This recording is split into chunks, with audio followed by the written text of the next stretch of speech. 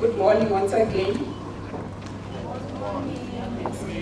Yes, my name is Dr. Tafadzwa Sibanda, and some of you know me as Dr. Goverwa. So this is Dr. Sibanda. I'm going to be presenting on behalf of Zimbabwe Health Interventions, and specifically for the accelerated and comprehensive HIV care for epidemic control ACE project, which is being implemented by ZiMA in Midlands and Manicaland provinces.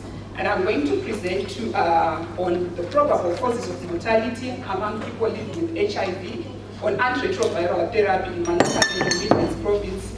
We're looking at routine data that was collected between October 2021 to April 2022.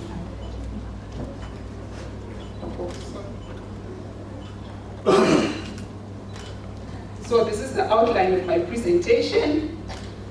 And yeah.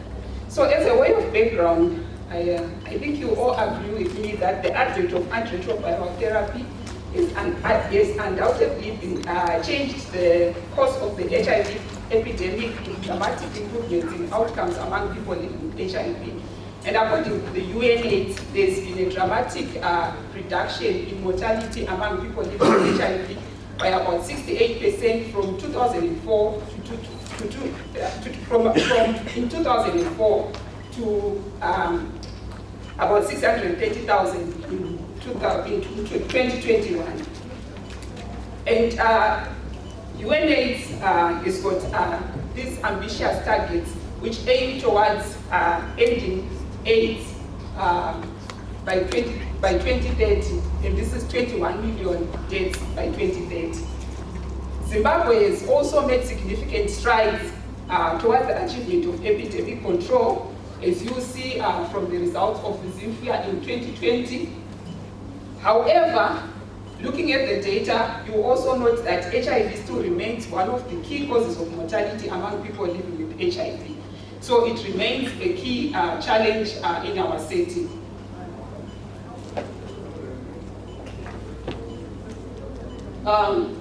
Looking at this slide, it shows that Zimbabwe is on course towards achieving HIV epidemic control. So if you look at the number of AIDS-related deaths and the new infections, you can actually note that there is,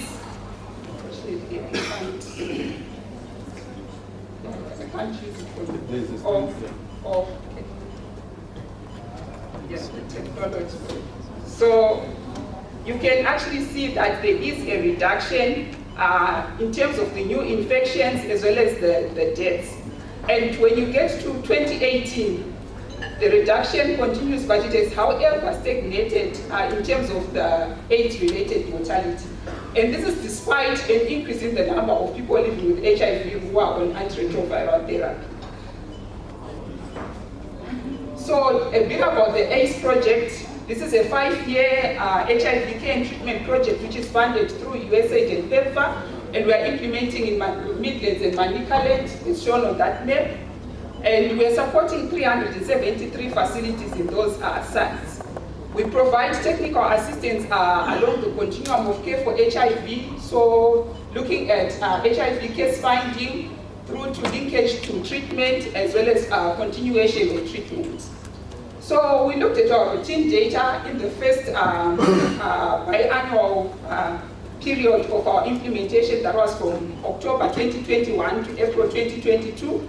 And we noted that there were about 812 deaths among people living with HIV on ART that had been recorded against a total of 220,000.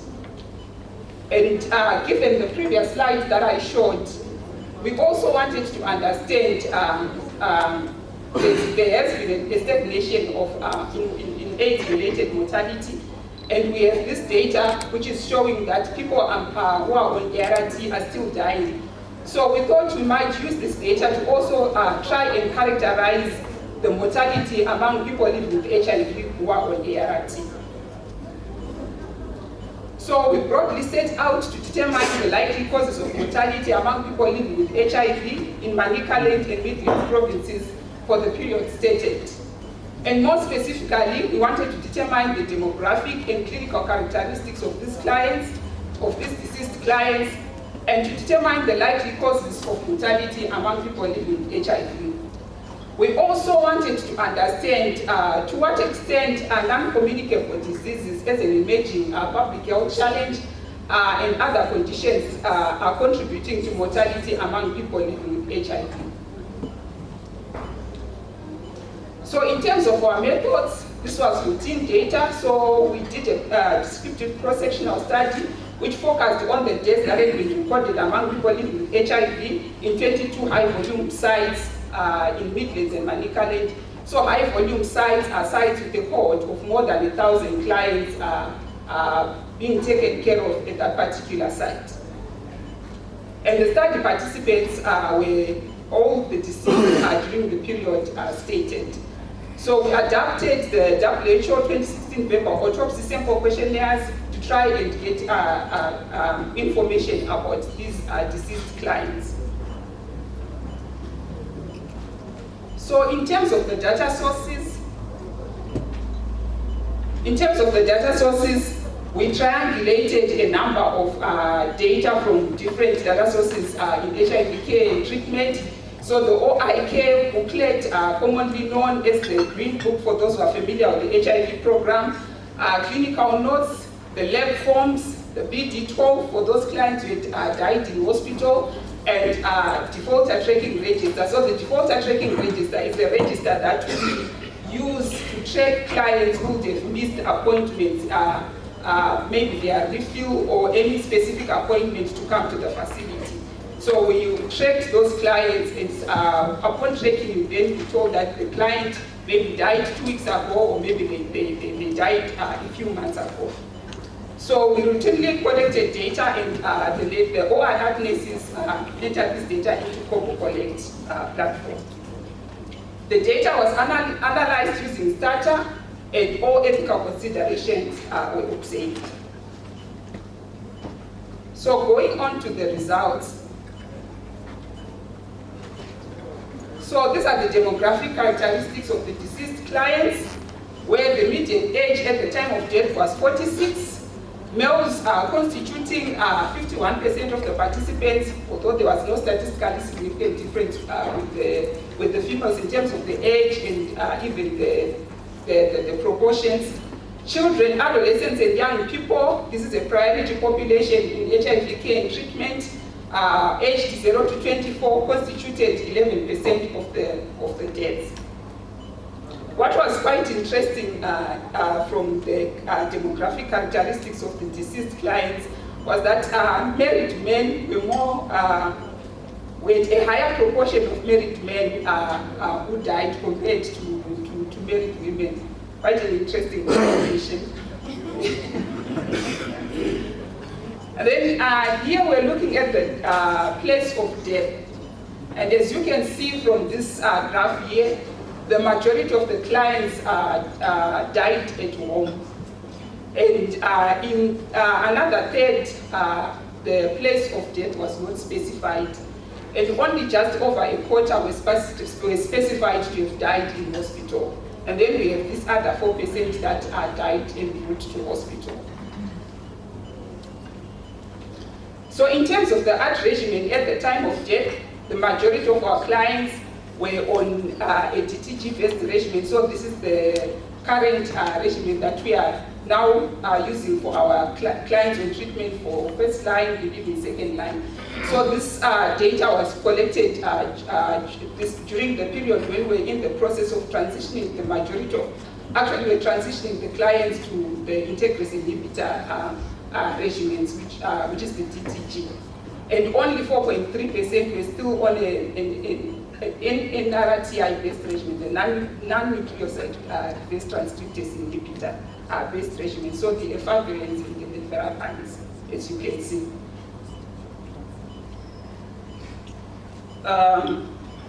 So in terms of the clinical characteristics, we were also interested in looking at the viral load of these clients with disease, because viral load is now the gold standard for monitoring someone on treatment, whether they are doing well or not.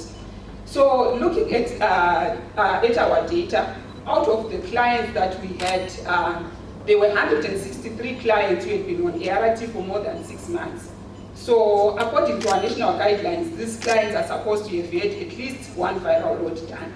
And of these 163 clients, 141 had a documented viral load. So that's 86%.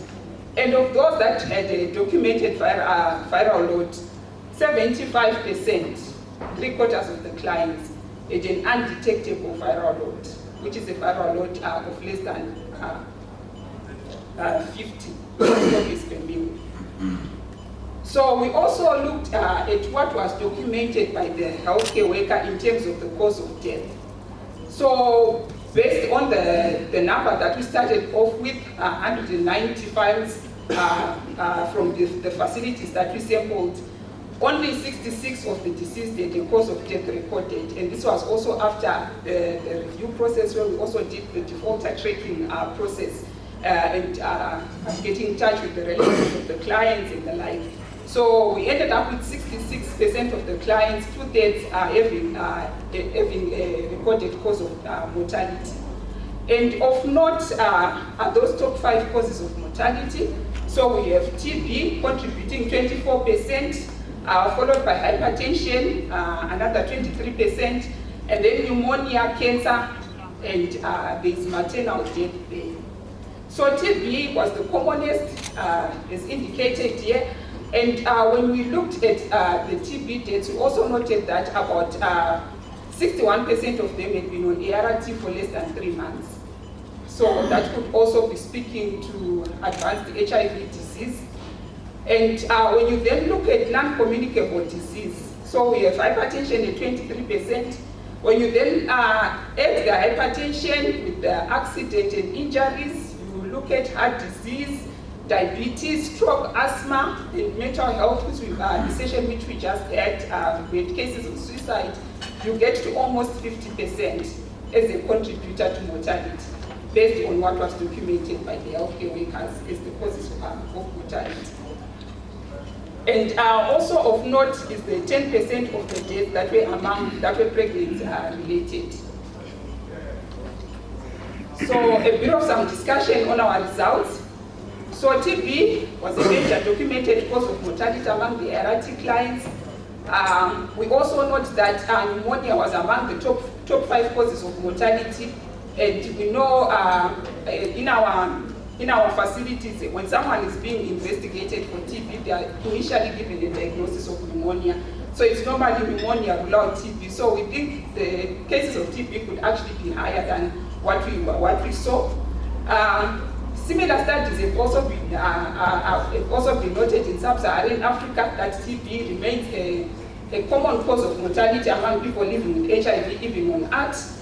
Like I said previously, this may also be pointing towards advanced HIV disease management, not just for newly diagnosed clients, but maybe even clients who may have defaulted treatment, or clients who are also failing treatment.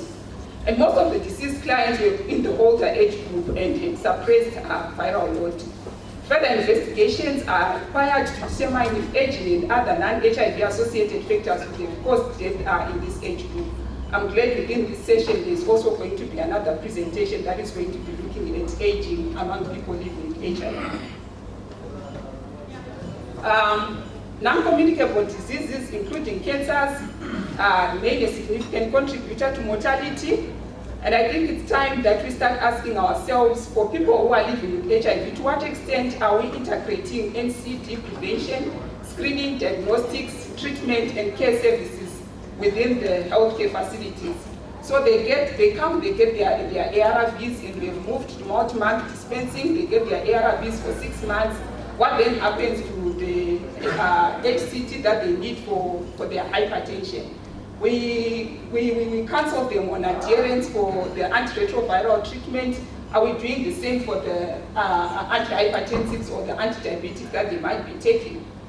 Maternal conditions contributing to mortality, despite some of the clients being virally suppressed.